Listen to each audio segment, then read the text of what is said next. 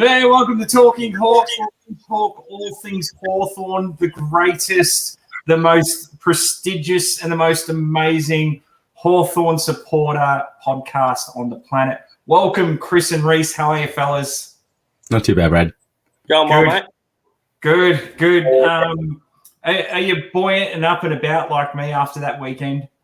It's hard to get excited, but you just got to take the positives and let's discuss the positives. Mate, and we're gonna wring that sponge dry, my friend, because we're gonna find all the positives out of that weekend. There were some to pull out, but I think we've got a lot to talk about, boys. What do you reckon? Yeah, we need to get through. Looking forward to it. Yeah, looking forward to it. Welcome those viewers. Thanks for joining us. As we usually do, hit us up. Tell us where you're watching from. We're always interested in where you are. Brooke is, mate, you're on it. Well done, Brooke. G'day from sunny Mandurah over in WA. Well done, Brooke. Great to have you here. So it's neither of those things down here, Brooke, let me tell you. Not Mandurah and it ain't sunny. Santino's joining us from Geelong. Welcome, Santino. Good to have you here, mate. One of our faithful followers and viewers. We really respect you. Now, we want to find out, first of all, it was really disappointing. And it's one of those things where it's like, I hate that I was right as well. So it's... So do we, Brad. So do we. Yeah. I did pick it. I said 45 plus. Unfortunately, I just had this feeling, guys, that Melbourne are looking like a premiership team right now. They just are. Like they're playing like they've got no more time. Like this is their year, and they've got to do it. And their contested ball is just spectacular. They've got a few skills which stand out, like particularly their contested marking. Max Gawn, I've never seen him play so well and so consistently. They just completely carved us up there. But I just didn't feel like we were going to win over them. Not with where our team's at the moment. We're just too young, too green. Our experience, we're missing too many of our top players at the moment, and I just couldn't see it happening. So like you said, we're missing a lot of quality players out there, but we pushed them for 3 quarters. So for watching that, I was excited. I genuinely thought when we kicked that first goal the last quarter, I thought, here we go, but was it to be? Dylan Moore kicked that goal, and we were up and about and fell away. But I agree. If we're gonna be a supporter base that mourns a 50-point loss, I think we've got to be a supporter base that celebrates the fact we pushed an undefeated team for 3 quarters of the game. So I think you've got to have both those sides. Yeah, look at the losses are racking up, fellas, but I think if you put it in perspective, and here's my glass half full, is that we played Richmond and Geelong, who both played in the grand final last year, and we're playing Melbourne, who's probably going to play in the grand final this year, the way they're going. The anomaly for me is the Fremantle game. That's the one I think that stings the most. Losing to Melbourne, Richmond, and even Geelong, that didn't bother me. It was losing to Fremantle, which really did bother me. But at the same time, I mean, they're 2 years into their rebuild, and so they are a bit more advanced and down the road. And what are they sitting on the ladder at the moment? They're 8th. 8th. Yeah. So. Look, I know it's too early to say what the ladder is, but, I guess we do need to put some of these things in perspective. But, I'm left a bit wanting. Yeah, understandable. And that Freo game does sting. And I get what you mean about the 2-year rebuild, but they were lucky in a sense. Their rebuild got to start from the middle with much low picks. Brayshaw was a pick 2.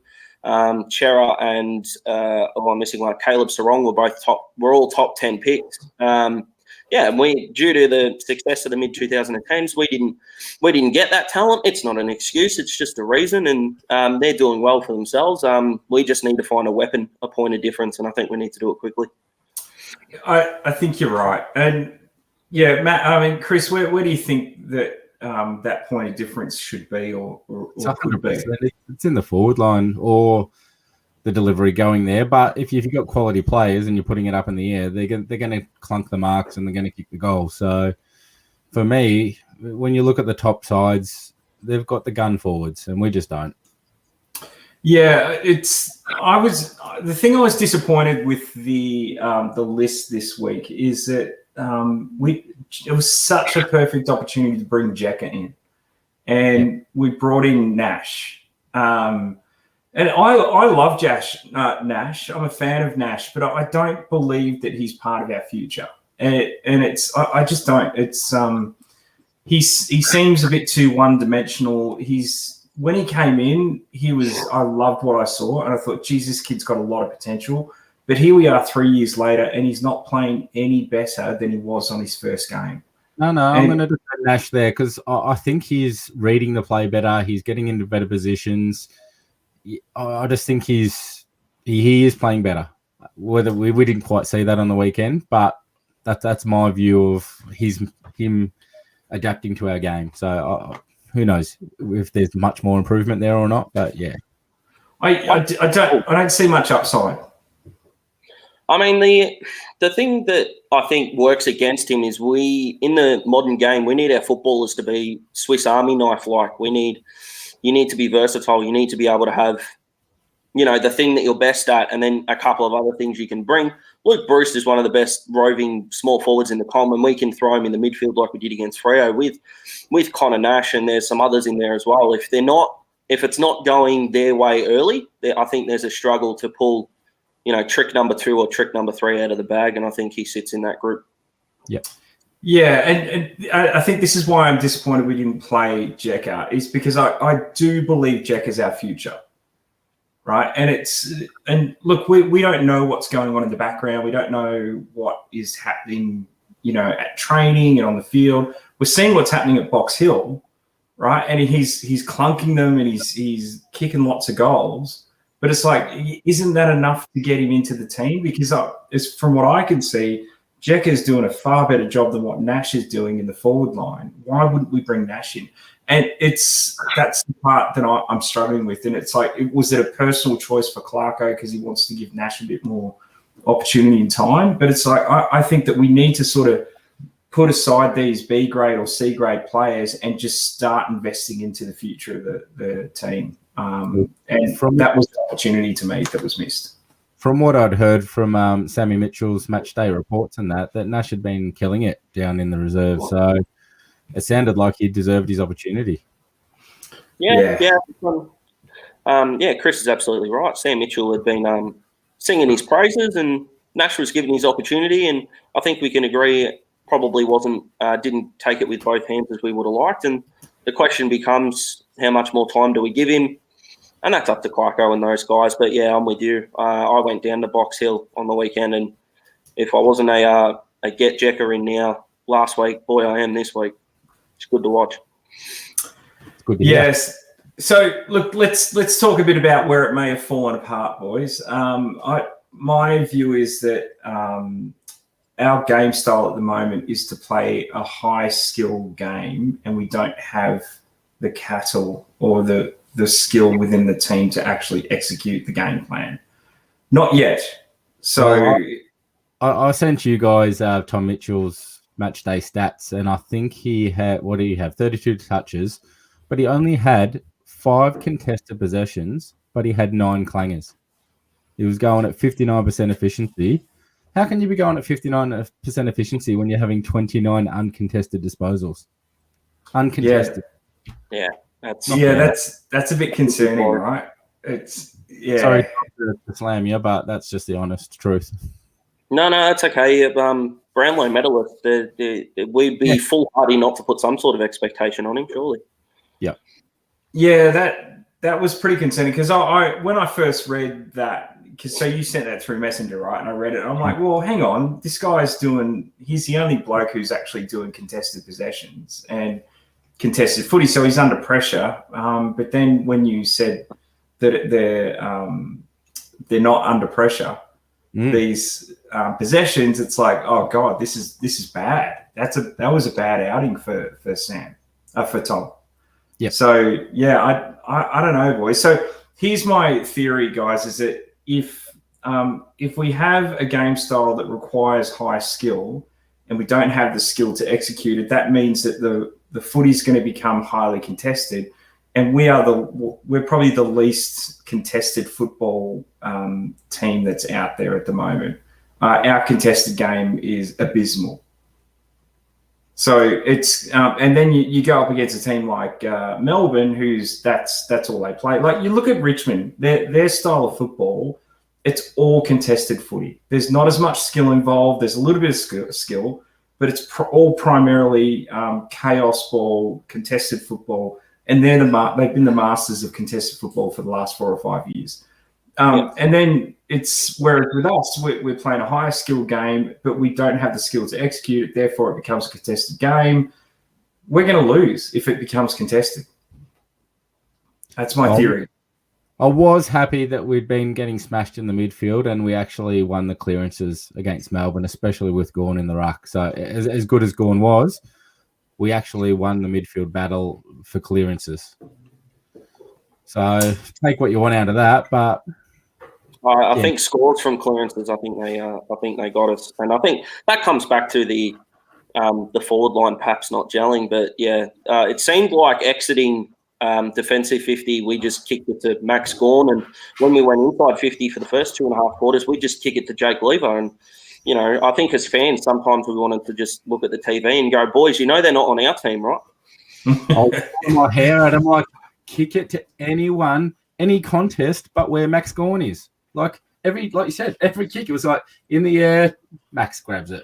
In the air, Max, kick it somewhere else, please. Yeah. And I felt for the skipper, the rough week to go up against Max Gawn, who, barring a freak injury, is going to get his 5th All-Australian jumper, and Luke Jackson's just coming along beautifully, and we stuck the skipper in there and went basically good luck. But talking about our functions, Segs hasn't been great, but you're going up against Max Gawn and you left McEvoy there by himself. Wouldn't you think it would be the week to have Segs in there giving him a chop out? You can't win at the moment, can you, mate? It's we're sort of like, why are we playing 2 ruckmen, and then the week we don't play him, it's like, hang on, we need to be playing 2 ruckmen. Yeah. So it's a tough one. It's really tough at the moment. All right, boys, let's talk about the positives, shall we? The first 3 quarters. Ollie Hanrahan. Yeah. Oh, the MVP. Yeah, he was great, wasn't he?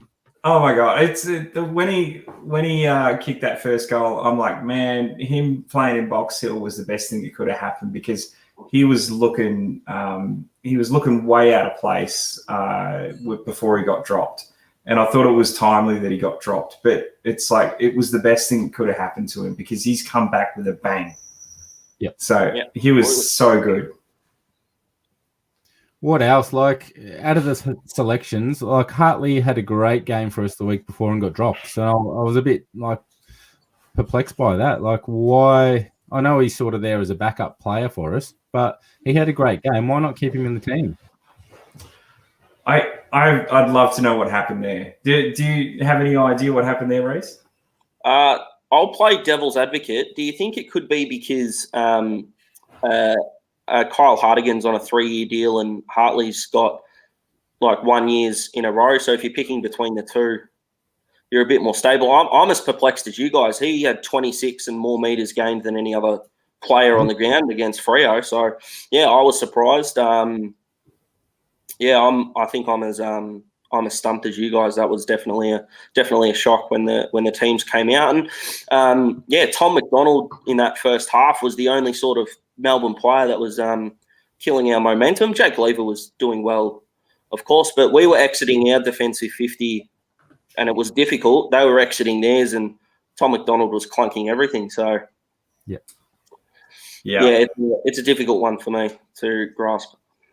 Yeah. All right. So Brad Gunn brings up an interesting point here. It was perplexing to see Hartigan in the ruck instead of O'Brien on the weekend too. What was Clarko thinking there? Yeah. Any thoughts there, boys? Who knows? Maybe he's protecting O'Brien. I don't know. I don't know. I did hear an interesting fact about Tim O'Brien. I think he was 18th in the league for goal assists or goal score involvements, I think maybe. That's all right. And I was like, well, yeah, maybe he's not meeting our expectations, but if he's playing that role, that's a pretty good stat. Yeah.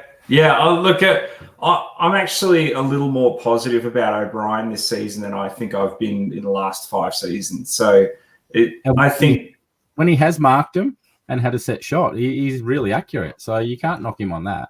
Yeah. Look, he's not elite, right? I reckon if he marked the ball maybe 20% more of the time, he'd probably be elite. So he's not too far off.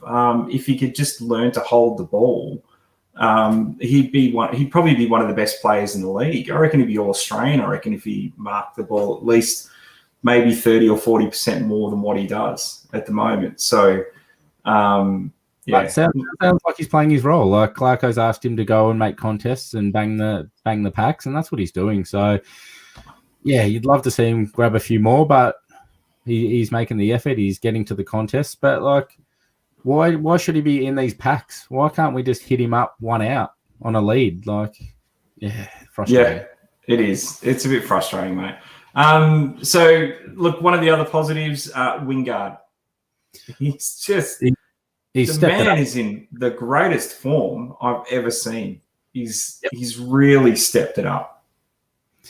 So yeah, where's his best position for us? I don't know. I'd love to see him hitting the scoreboard, but I'd like to see his impact in the midfield too. So, yeah. Mate, the thing I like about Wingard at the moment is anytime he's got the ball, he makes something happen. He's he's a playmaker, and he makes stuff happen, and it's really exciting to me when he gets the ball. It's like, oh, good, he's going to do something, and it's. Yeah, so I'm loving Wingard right now. If he wasn't there, geez, can you imagine how bad it'd be?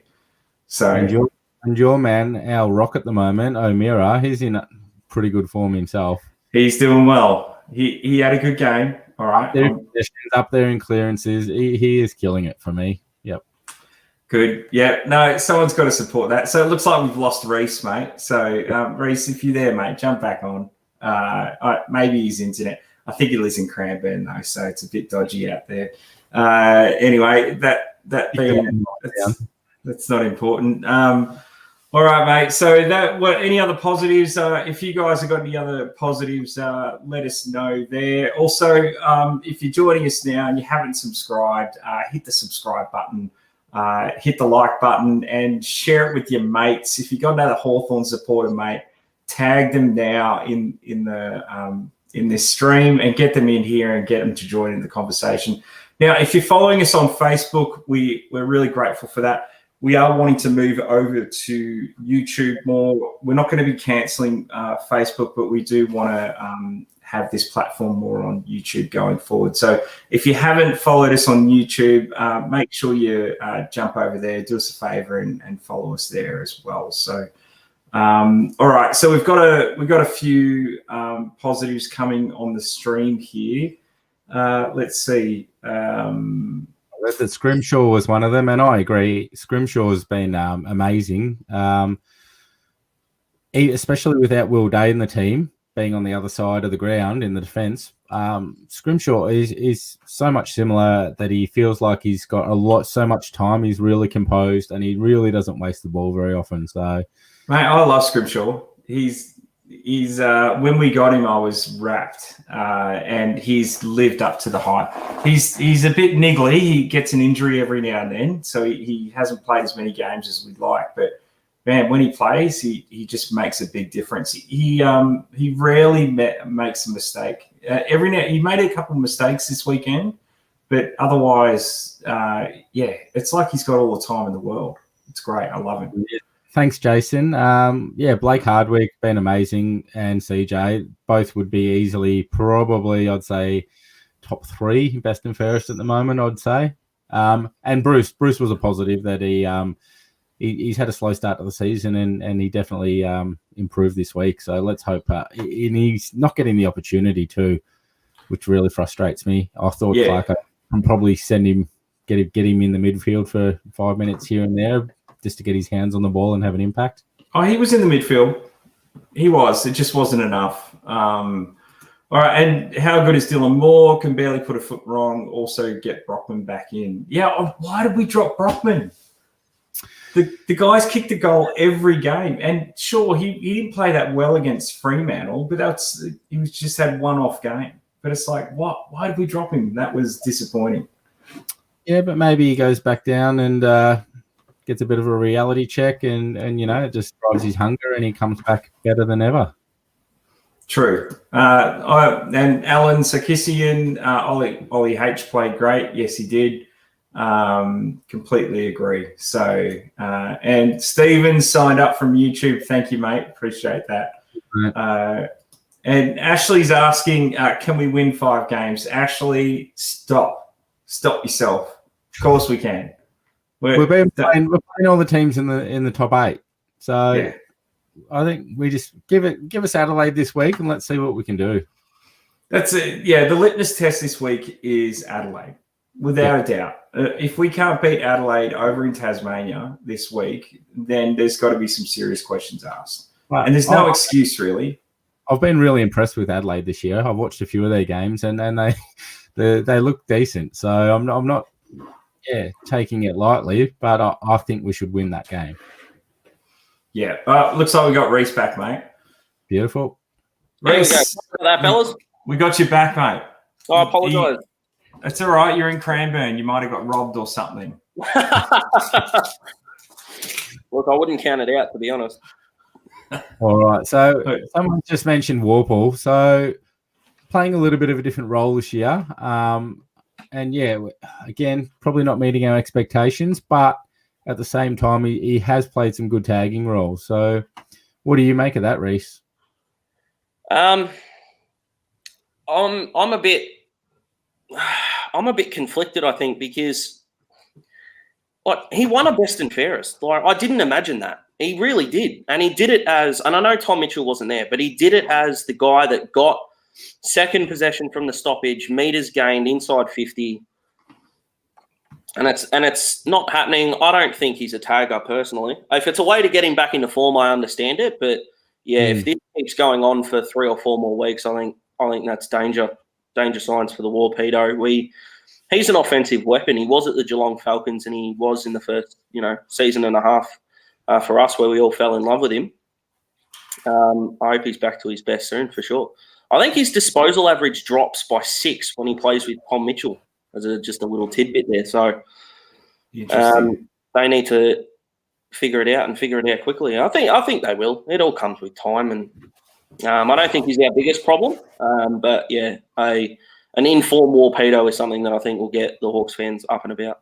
Yeah, he's having 2nd or 3rd year blues or whatever that's called, right? So he's okay. He'll work it out. He'll come good. 2nd year blues were best and fairest for crying out loud.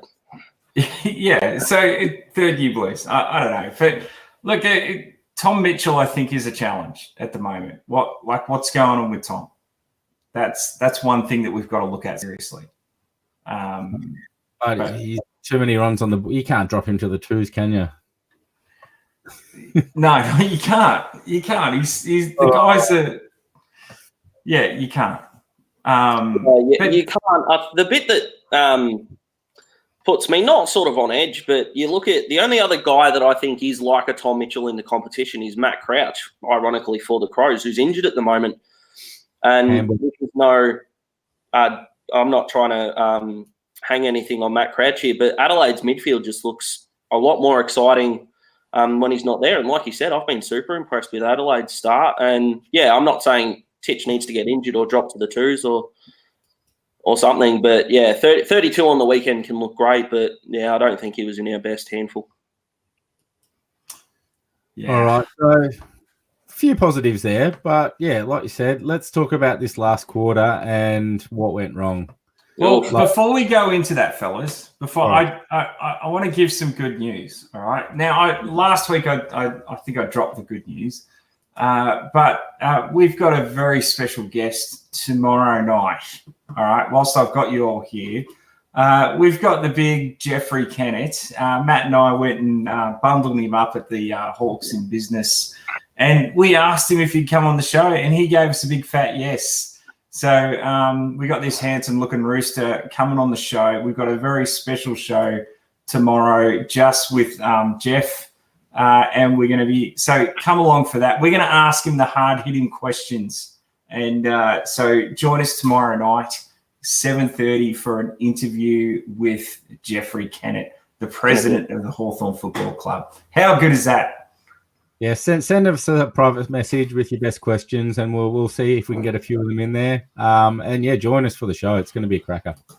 Absolutely. All right, now let's talk about the fourth quarter, fellas. Oh boy. Well, started off well. First 30 seconds, fantastic. Was it they were elite. We hit a forward on the lead. Goodness me. Yeah. And that was so. And we left Dylan Moore out there. He's having a great season, by the way. I'm so impressed. Like it feels like he's been around forever, but he's still really young. So I'm really hoping he can continue that form. Let me actually. No, I'll get back to this later. All right. So fourth quarter, where did it go wrong? Avalanche. They just got it out the middle, didn't they? And that's probably where they started the onslaught from. Yeah, I'd agree to that. I think we stuck with them. We can pick apart, obviously, moments, but I think as the bigger picture was the longer the game went on, their scoring opportunities became like, doing 2 + 2 in your head. And at times our forward movement was like a blind kid doing a Rubik's Cube. It just looked impossible at times. Chris enjoyed that. I'm glad. That was good one. Yeah, well done. I like it. And yeah, mate, that was funnier than your hat, mate. Yeah, but I think once the dam wall broke, I don't think throwing the towel in is the right sentence, but I think when they broke away, we were in trouble, and their midfield just was consistent the whole day. They just stayed with it, hunted the ball, and I thought Tom Phillips was excellent on Ed Langdon in the first half. I know Ed had his moments, but he reminds me kind of how Brad Hill was at Hawthorn. Just the longer the game went on, just the more he burned his opponents off. And that goal he kicked from 40, could have given it off, burnt a couple of teammates. So he's lucky he kicked it. But I was surprised, right? Because it's been our first quarters that have been notoriously bad. And our last quarters have been excellent. Like our finishing has been brilliant this year, but this game was the other way around. Our first quarter was brilliant, and then our last quarter was devastating. So it was a bit concerning. I don't. What the heck happened? What changed? I'm much happier that we started the game better because, that's what's been letting us down and costing us games. So it's so hard to play 4 quarters. But I do think Melbourne probably, had they taken their opportunities, could have been a bit further in front. So we were sort of just hanging in by the skin of our teeth. But, yeah, being in that position gave us a winning chance. And they just stepped up to the plate and did what a 5-0 team should do. Yeah. Spot on, I reckon. Yeah. What else? So our substitute this week was Cousins. Where do we see Cousins? Oh, he's at his best. He's in the team, isn't he? Comes in for how? I think comes in this week. No disrespect to Dan, he was a test this week, and he played like a guy that got a knock last week. Nothing against him. I love his heart. I know he's been a bit of a whipping boy for fans, especially on our sort of the platform of social media, not Talking Hawks itself. He's been sort of the guy that I think a lot of fans have been frustrated with. And he's still young. He's got plenty of heart. But, yeah, he played hurt to me. Yep. I'd rather go in with 22 fit blokes first and foremost and then go with that. I like James Cousins. I think we're in danger of him becoming sort of like a Charlie Constable at Geelong, the 24th guy. He's definitely a guy that a club that's looking for midfield depth could go. He's not getting a game there. He could get a game with us, and I think he's a gun. James Cousins, I think he should play. And he does hit the score a bit too, so, I wouldn't want to lose him. I'd like to see him, another couple of seasons and see if there's a bit more improvement there. Oh, it's like Whitecross, or I'm trying to remember the name of that guy that we got from Geelong that played in 2015. But yeah, it's that the 24th player. I think that's in the journeyman. Is that Jonathan Simpkin you're thinking of? Simpkin. That's it. Thank you. No, that's who I'm thinking of. Look, boys. All right. So last quarter, do you think we gave up, or Melbourne just turned it on and went up another gear? No, I do think they turned it on. And when you've got that momentum, it can be hard to break sometimes. And I think that's what we've struggled to do all year. And that's where the likes of Gunston and Sicily and those players could just, when the games, when the other teams got control, these players stand up and just halt it and then gain the momentum back to our side. So yeah. All right, boys. So, injuries. Who's coming back when? Rumours are distance, but I just don't think he's ready yet. And yeah, you don't want to bring him back too early, do you? Coming off a back surgery. No, not at all. Listening to him on Triple M where he said he was hoping for this week, hoping for next week 1 to 2. I think we've got to take the 2. But we're not rushing it. We're not. It's not like it's round 21 and we're a game and a half out of the 8. So I don't think there's any rush. Sicily we know is going to be after the buys. Our man DGB hopefully gets back to Box Hill first. I think he's still 4 away off the top of my head. Yeah, it sounds like he's weights and a little bit of running, is he? I believe so, yeah. All right. So are those boys, so are Sicily and Gunston going to be big ins for us? Sicily's a while away, and it'd be nice. I don't know. It's scary to play someone coming off that sort of injury. It's just so risky, but at the same time, it would be nice to get a few games into him and just build that confidence going into the preseason. Sicily, for me, I don't know. It all depends on how he's going personally. Like Impey, you've seen what Impey did when he come back. He looked a bit fragile and just sort of a bit hesitant at first. And Impey's been great this season. I think he's really got that confidence back in his knee. Absolutely. Yeah, he's running is brilliant. Yeah. I think Gunston's a big in as well. Poor Mitch Lewis and Jacob Kizitsky, especially on the weekend, flying against Jake Lever and Adam Tomlinson that have got combined probably 250 more games experience. Jack's taking one of them every time he goes on a lead. Whether we kick it to him or not, probably structurally might not matter as much. But we know that when Jack gets an opportunity, he'll probably take it. He's been a dead eye for as long as we've had him, 9 years, I think. So I think he's a key in. How's Kazitsky going, fellas? I think he's just adapting to the next level. I guess you can play so well down lower, but to take that next step up and compete with the big boys. But I think he's really learning a lot about himself and what it takes to make it. So I think there's enough positive signs that he's not too far away from being a bit more consistent. Is he part of the future? I think so. Yeah. What sort of role has he played? Like a Gunston sort of role? That's how I see him at the moment. I see Jeka being more of a Gunston type. Jeka's 2 meters tall. That's not a Gunston. But that's a monster. Have you seen Tim English at the Dogs? He's leading out extraordinarily. I don't know. Can Cozzy, Gunston, Mitch Lewis all play in the same side? Yeah, I don't know. That's tough. They can. They can. Gunston's like Gunston's a good. He's a crumbing forward. He can be a crumbing forward, or he can be a target as well. So he's never going to be that big target, that'll bring it to ground. But he can play that role if he has to, and he had to play that role the last 2 seasons. But it's I think he's better out back and being a breakaway forward that creates opportunities. So as opposed to this big monster that you kick it to. Jack is 2 meters tall, man. He's got to be part of our future, surely. And the guy's kicking bags every week in Box Hill. It's like, come on, give us Jeka. When's he coming in? Anyway, but Cozzy. Sorry? So there was a question before about Ned Reeves. And what did you make of him, watching him at Box Hill? Playing on Majak Dor in the centre bounce, I think Majak's obviously going to get him for athleticism. He moves well around the ground.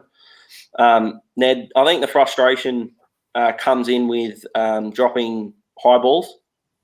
Never gets outmarked. And look, apart from Max Gawn playing the game of his life, our ruckmen don't tend to get outmarked anyway. I don't think he's ready to be a ruck yet, and he's not a forward yet either. If he's brought in, I think it's purely on an experimental basis. I don't see him knocking the door down for a second ruck spot as of yet. Will he get there? I hope he does. We've put a couple of years into him now, so it's not like we think he's just a hack that we can throw away. So I hope he improves. But yeah, walking away from Casey, it wasn't he's definitely our second ruck or our first ruck in 2 years' time type of performance. But I think he'll get there. Yeah, your typical ruckman these days, they're not really coming on till they're sort of early 20s, mid-20s. So, yeah, we've got to give him a bit more time. But, yeah, it was sounding pretty promising, some of the raps that Sammy's been giving him, calling him the dominant ruckman of the day and rah-rah-rah. So I just felt like from the way Sammy Mitchell had been talking him up, he was a little bit closer to breaking into the team. Yeah. All right. Chris, do you want to give us a rundown of Box Hill, mate? Box Hill versus Casey. So, what was it? It's slow too loud. A bit slow at the blocks. We're only 4 goals at half time to Casey's 10. The end of the game, 10 goals, 7. So we kicked a few in that last quarter. But yeah, Casey 17 goals, 16. It was just dominant. 67 points to 118. Jeka, like we said, had 3 goals. Greene and Mascitti. So yeah, out of those, you got Jeka in our main team. Brooksby had a goal. But like I said, Hartley, 20 disposals. Bramble had 18. It was good blocking, Bramble. Very good. That's good, yeah, because there was big raps on him in the preseason, wasn't there? Yeah, well, he beat out Jackson Callow for that last spot, who was a key forward prospect who's gone back to Norwood. And given that, our tools, maybe having that spare would have been good, but Lockie obviously did all the right things and he gets to the right spots, and he's a midfielder that can tackle. It's unbelievable. Well, I did like him in the preseason game. So, yeah, he's another one that's a possible inclusion, isn't he? Yeah, one to watch, absolutely. Yeah, we got a lot of potentials there, but we're not seeing the potentials make it into the team yet. So it's anyway. Hopefully, I look for my liking. I'd love to see a few more young blokes break into the team. Look, maybe we'll get 5 games in, and who knows how we go. We may win the next 2 out of the next 5. Who knows? If that's the case, let's put the Q in the rack, play the young blokes, blood them, and I want to see our future. That's what I want to start seeing. Yeah. Who's the future? And let's not forget, too, winning's contagious. We won the first game of the year, this almighty comeback against the Bombers, and then we ran into the 2 grand finalists in a row. So, I don't see why if we can get over this this hump that Adelaide are presenting themselves as, I don't think there's, for a young team or for guys that perhaps don't have the flags of the senior guys. Yeah, winning's just going to be contagious, and given the fact that Richmond and Geelong are behind us, Melbourne are behind us, so we've perhaps got some teams that are more maybe a rung up from where we are, so we can test ourselves against them. I think if we can beat one, we can beat plenty. But as they say, the first one's the hardest. All right. So Matty, who's had the night off, that's a cracking photo, Matty. He wants to know who will get down to Box Hill on Saturday. Who do you reckon? Do you reckon you blokes will get down there to this Saturday to see Box Hill? Matty hit me up today. There's a president's function on. I think it's $85 a head for a 2-course meal, and get to listen to Sam Mitchell present a speech and whatnot. So yeah, I think I'm pretty excited, and I think we'll make it down. Yeah. Maybe we could hit up Sandy Mitchell, see if he'll come on the show. What do you reckon, boys? Hey, if any of your viewers are going to be out there and you happen to have a chat to Sam Mitchell, hit him up, see if we come on the show. Maybe we can interview Sam Mitchell. That'd be great, wouldn't it? I'd love to interview Sam. Oh, I've got this photo. I've probably got to share it one day. I was up at Merle. I don't know. It was Sunshine Coast where the Hawks were doing training, and they just finished training. I had my kids with me. They were just little tackers, and this was the years we were winning the premierships. And they were coming off the field, and everyone's taking photos. I go, Sam, do you mind if I get a photo? And I push the kids in front of him, and he just stands there like this, and his face is like. I took the photo. It's a classic photo. I'm going to have to dig it out, and I'll stick it up there and show you.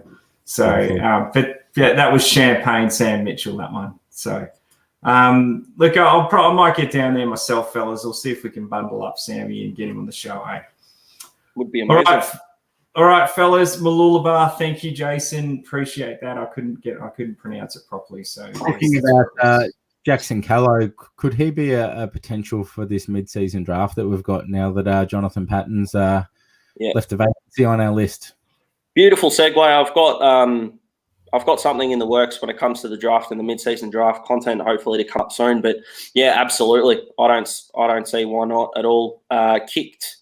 I think he's had a bit of a slow start at Norwood. Weather conditions haven't helped down there. I think he's played in the rain a couple of times, but yeah, wraps on him. Probably needs a bit more endurance, but, you know, he was a kid that was expected to play at Norwood and got the call up to come to the Hawks. So, yeah, I think that he's got that taste of that trial. I think he knows that he's only a little bit away. And if he has a good first half of the year, absolutely. Now, mid-season... You'd start picking him up, wouldn't you? And then just go, what if we could have got him? Yeah. All right, so mid-season draft, somebody floated this with me today, and I laughed when I read it. Right, but I'm like, this can't be serious. Right? The Adelaide junior path, are you? No. Somebody said trade Warple for Cripps.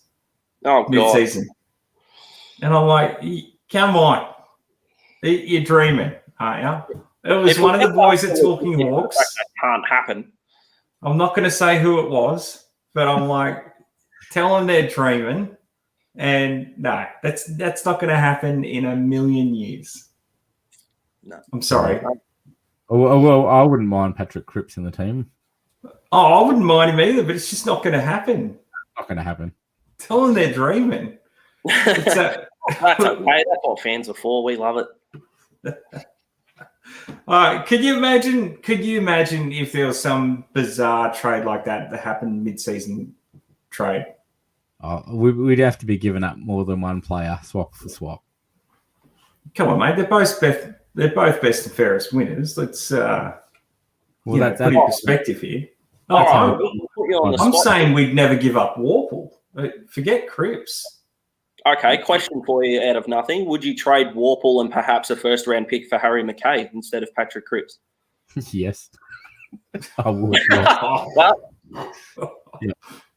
Yeah. All right. I didn't say yes too quick then, did I? I think so, yeah. Too quick. See, I'd be trading Sam Mitchell. I think, man. I'd be trading Sam Mitchell. Sorry. Tom, I don't think that was Tom. Coach. Yeah, all right. I'll be trading Tom. So, anyway. Okay. All right, yeah, I don't know. Anyway, well, all right, boys. Well, let's on a positive note, the club reached 70,000 members this week, so that's a pretty good achievement in these times. So, and it's great that we can actually get back to the grounds and support our team. So, I think it was 76,000 odd last year. So it'd be nice to beat our record. But yeah, get on board. Nice. Would be amazing. Yeah, come on, Hawks fans.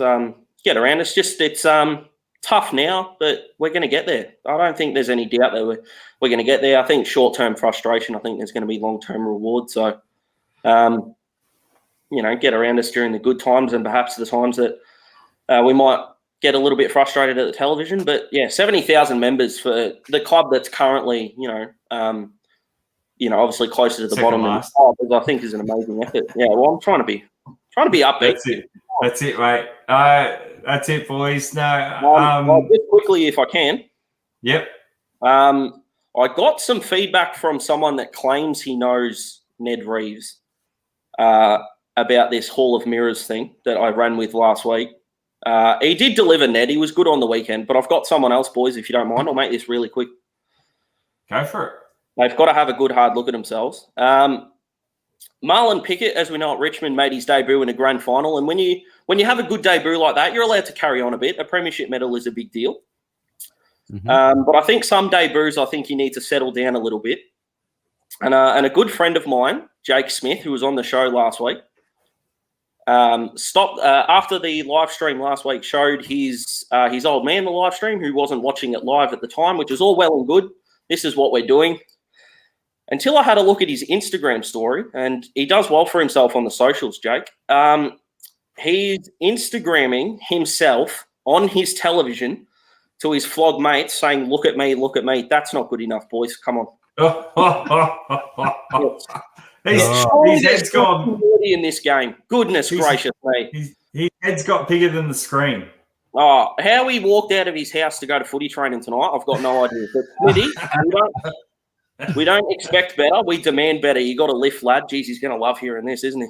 Yeah, he's pulled him out. He's the Marlon Pickett of Talking Hawks, mate. I think we need to rein him in a little there, fellas. Yeah, absolutely. What do you reckon? Hey, we are the biggest and the greatest Hawthorn fan-based podcast on the planet, but let's not let that go to our heads, all right? No, absolutely not. That's flog material. We need to get that out of him real quick, I think. Yeah, we'll knock it out of him, boys. Absolutely. All right, fellas. Well, hey, here's for this weekend, and hopefully we've got a win against Adelaide. Can I get your predictions before we go? All right. I haven't really thought about it, but I'm going to say Hawks by 17. I'm going to go real bold. Mitch Lewis after the siren, and we win it. Ooh, so it's a close one, eh? Yep. All right, I'm going to say Hawks 32 points. Well, let's hope you're right. You were bloody right last week. All right, guys. Well, thanks for joining us tonight. And remember, we're going to be back here with Jeffrey tomorrow night, 7:30 at the same place. And thanks for joining us. And tell your mates about the Jeffrey interview. And we're looking forward to interviewing the great man himself. And Chris and Reese, thanks for joining us. And we will see you soon. And go Hawks.